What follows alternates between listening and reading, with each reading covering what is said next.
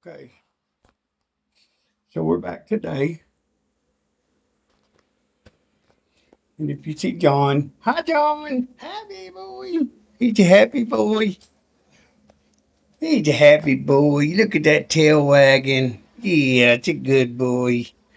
But here we go. Watch. Sit down. Sit down. Sit down, boy. Now watch.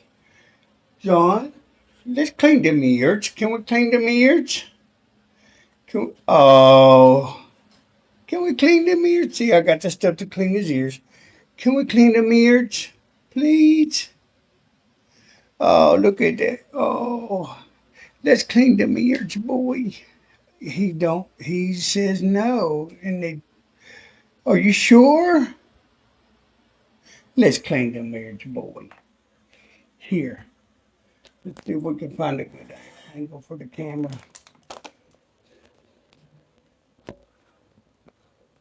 so we can see us clean John's ears. Come on, right here, okay? Can we do this? It's okay. Oh, he looks away. He thinks if he looks away, we won't do it. Come here, buddy. Can I clean your ears? Hey, if he looks away, we won't do it. Can I clean your ears? Look, can I do it? Oh, come here. Come here. You want to take my hand? I'm not going to hurt you. Come here. I'm not going to hurt you. And he knows it don't hurt. Come on. We're just going to clean them ears. John's got a little problem with his ears. They get really, really dirty. See, it don't hurt. It's not bad, boy. You just don't like it, huh? You just don't like it. It's one more. This is the bad ear. You just massage. It's not bad today. Can we do the other one? This one gives me fits about. And that's not even the one that bothers me. Let's do this one, okay? Please, don't be like that. It's okay. We're just gonna clean it, okay? Clean the bad one. They're pretty clean, boy. They're pretty clean. That's it. Let me rub them for you. Is that better? See, it wasn't bad. It wasn't bad. See, not so bad. All right.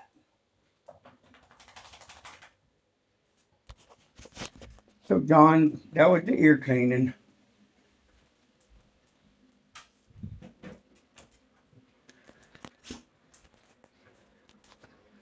So I include John in my videos because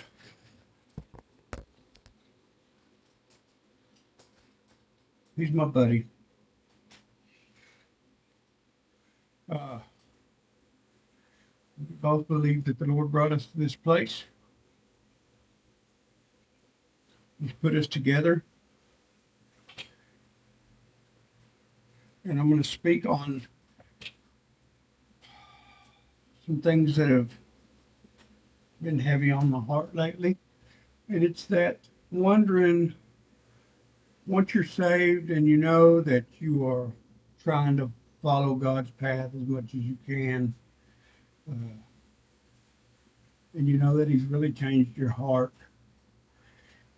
you start to feel this some days is He's kind of not there, is what you feel, which I know He's there 1000% of the time. But at first, when you come to Christ, it's like He overwhelms you with blessings. He just kind of turns your whole life around. And then it comes to a point where it all falls off. It all falls off. And I believe that's the time when He's trying to say, okay, now I want to see if you'll still believe in me when you're not being overwhelmed with blessings. When when you first come to Him, it's like, oh, He's working in my life and things are changing. I'm feeling it in my spirit, and I know that things are changing, and I see things happening. For me, He brought it in first 6 months, he brought my son back into my life after 20 years. He helped my son to forgive me and uh, for things in the past, and he really threw blessings at me. Really, really, he brought me to this place, uh, and he changed my heart about people. I had gone through the homeless thing, and he really changed my perspective on people that are homeless because I got to deal with them. I got to live with them. I got to be part of that. He really took me away from my family, which was my worst poison. And I'm not here to bash my family, but it was the worst poison. And the way he did it was the most horrific because he knew that he had to get me out of there. And he had to do what he had to do to get me out of there. And I don't think he put me in a bad position. I think that he let me put me in a bad position, and he just kind of pulled his hand back a little bit and said, "This is what can happen, but I need you to leave them because you always come back to them, and they are not good for you. They cannot go where I need you to go." And this is before I even really believed. Uh, it still took 4 years after that for me to believe that he was part of my life. And then I go back now and I can see every second that he was part of my life. Everything in my past when he was there, when I should have not made it. I should have not made it. We all do the promises, like I said in the last videos. We promise him that we're going to change. And if you'll just get me out of this, and then we crawfish on the whole thing. And now he consumes my whole world every day. I don't show it by running around reading scriptures or telling people how they should believe, but he'll send those people to me that he wants. Let me put it this way. Everybody thinks that when you come to Christ, when you come to God, I say, I hear you, buddy, that he's got this big magical thing for you to do. And your purpose might be nothing but to cross paths with one person and plant that seed of what he's done in your life. Because once they see and they know that you really believe that you have been through all this bad stuff in your life or trials and and trauma or whatever it may be, but you really show that you've been through something that has changed your life. Me, I was an addict for 33 years, and not every day.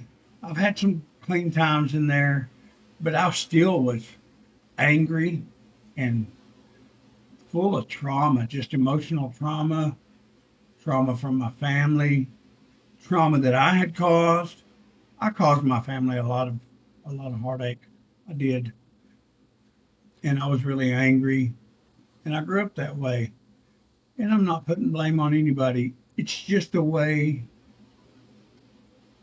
it was all meant to happen, and I see that now. It was all part of his plan. Uh, but he always had a hand on me. He never,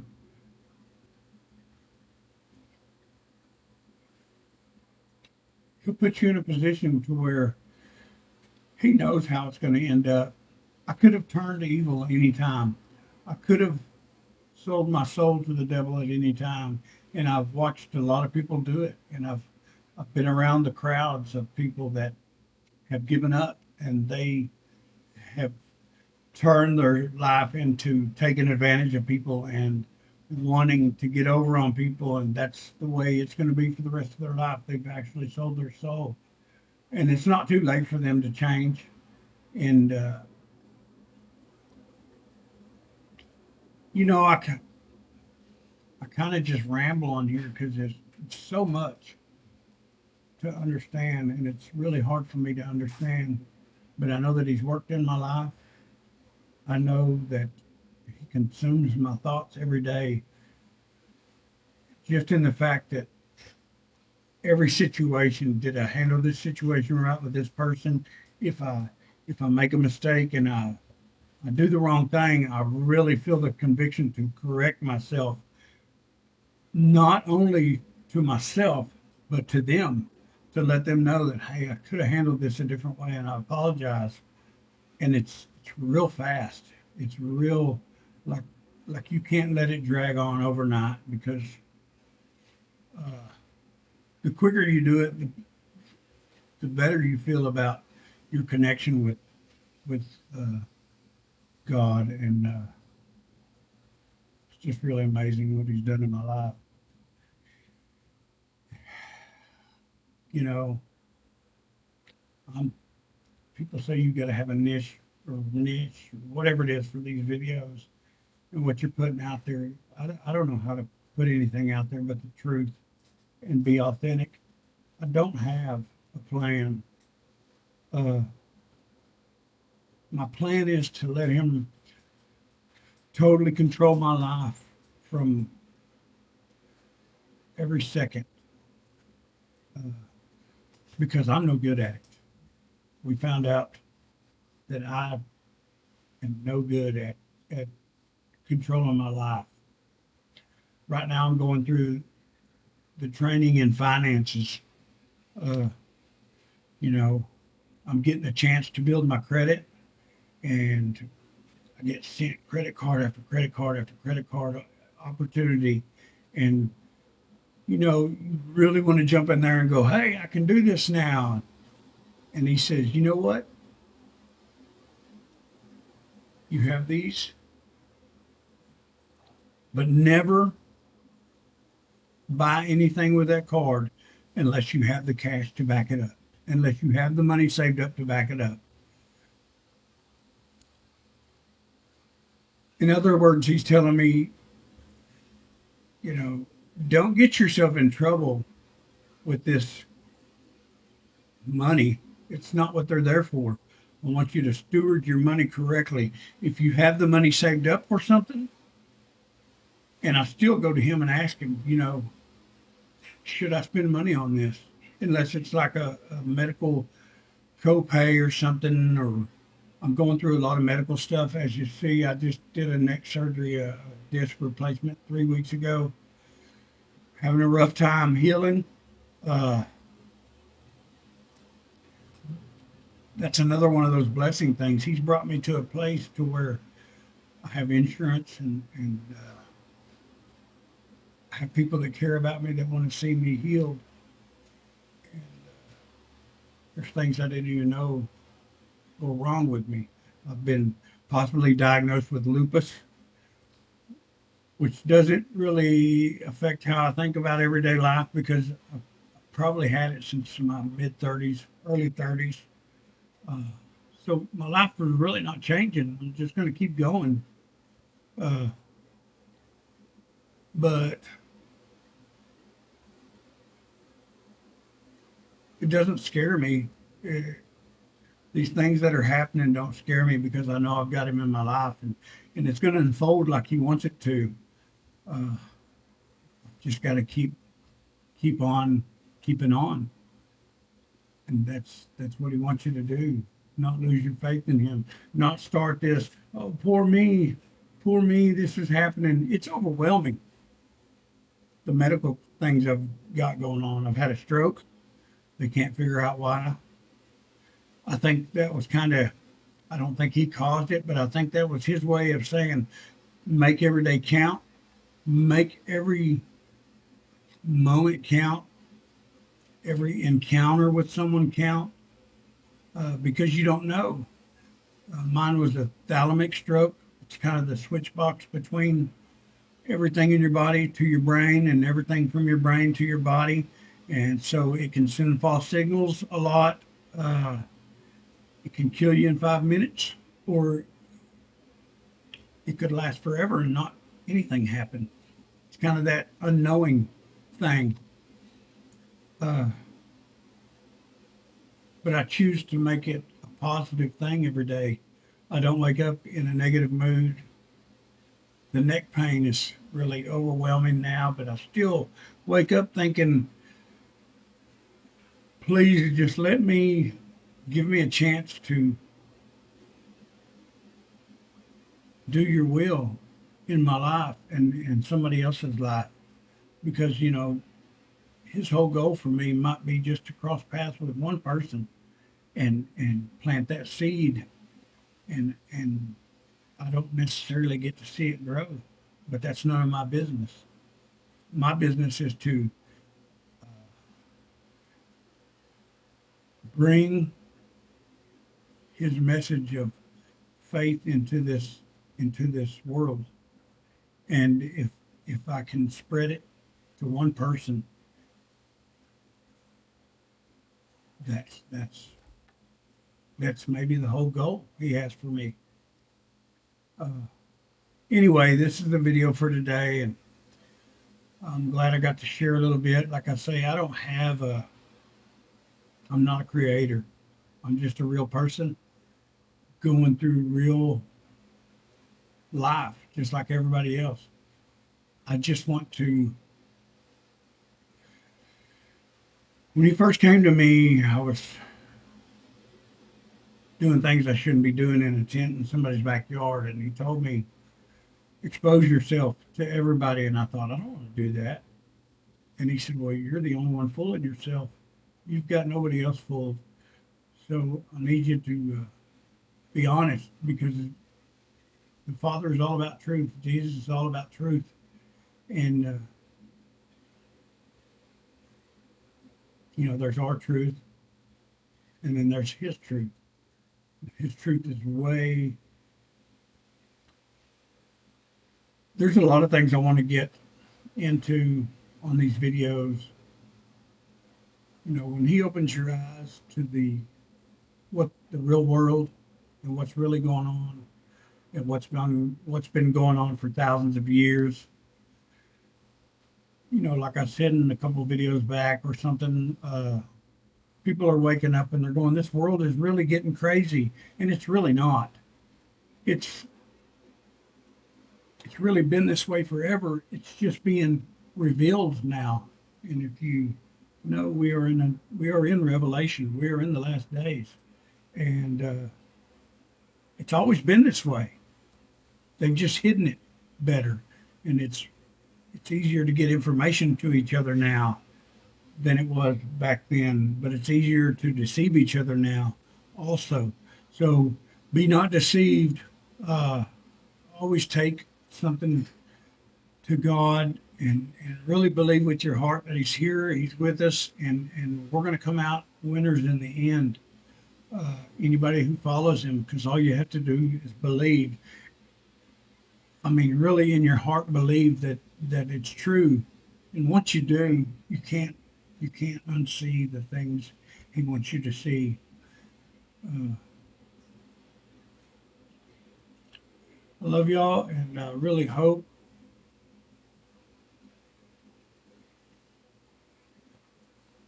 maybe I can, or him through me somebody can see this and go, man, I'm having those same feelings or thoughts. I'm going through this just like a lot of other people are. A lot of it I don't understand, but I'm really so thankful that he gave me this chance to know him, just a chance to know him. If I died tomorrow, I'm so thankful that I had a chance to have him in my life, and I didn't die without him in my life. Just a chance to try to get to know him is so much to me. I love y'all and thank y'all, and I don't know when the next one will come out. He kind of gives me a feeling to do this. I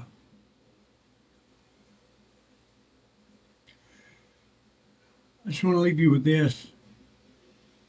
When you wake up in the morning, try not to think about how hard the day is going to be or what negative is going to go on during that day. I know it's really hard to do, but you really do attract what you put out. So if you're constantly thinking negative thoughts, you're going to attract negative back to your life. And that is a real thing because I did it all my life. I was so negative and so angry, and now I just feel like I don't have any problems. And it's not that I don't have. I've got problems just like everybody else does. I just choose to approach them knowing that he's on my side and that every every one of those problems is my chance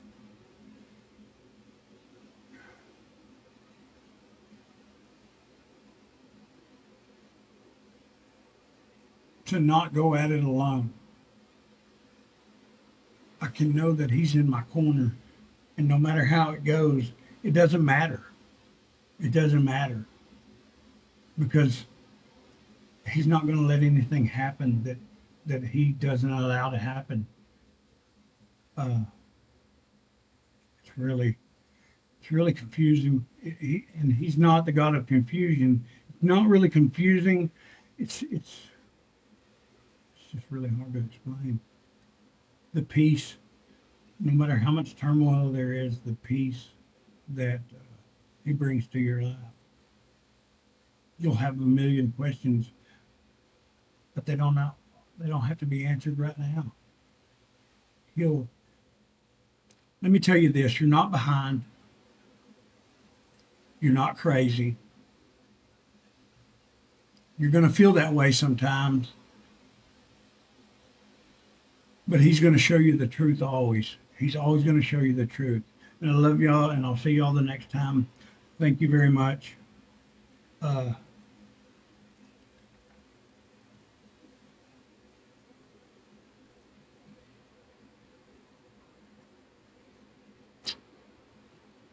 I wish I could snap my fingers and everybody just had the same thing going on in their life that I do, because it is so great to know him, and I just can't explain how great it is. But I love y'all. Thank you.